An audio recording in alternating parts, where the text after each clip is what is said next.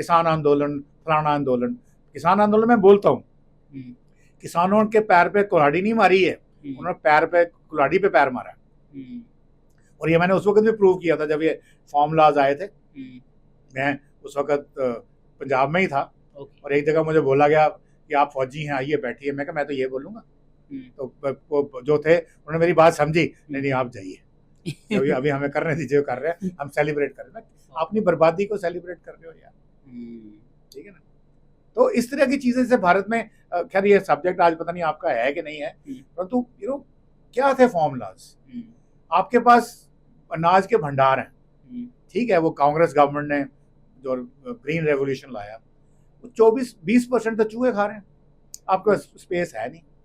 अब मुझे बताइए, आपने घर में राशन डलवाते हैं महीने का, आप सक्षम है जी, आपको भी बोलता है यार 10 किलो और ले लो, तो क्यों लो जब मुझे जरूरत नहीं। तो अब 10 किलो प्रोड्यूस तो हो रहा है, वो किसान को देना भी जरूरी है, गवर्नमेंट दे भी रही है, पर मैं कह रहा हूँ गवर्नमेंट जो खरीद करती है वो टैक्स पेयर के पैसे से खरीद करती है, मेरा पैसा ना, मैं क्यों लूँ एक्स्ट्रा 10 किलो। अब क्या इसका सोल्यूशन है?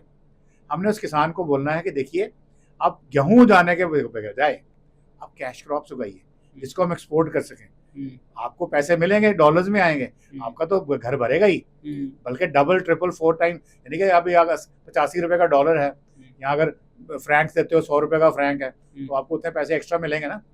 पर कंट्री के पास तो फॉरेन एक्सचेंज आ रही है, आपको तो हम नोट छाप के दे देंगे, और कंट्री की फॉरेन एक्सचेंज डिफेंस में काम आएगी और जगह पे काम आएगी, और आपका भी खुशहाली होगी। आप लगे रहे नहीं एमएसपी दो, एमएसपी दो, क्यों दो यार, मैं टैक्स पेयर हूँ, जब मुझे जरूरत नहीं तो मैं क्यों दूं। जब जरूरत थी, ठीक है, अच्छा काम किया, उसको हम भूल नहीं रहे, अब अपना पैंतरा चेंज करिए ना, अपना गियर बदलिए,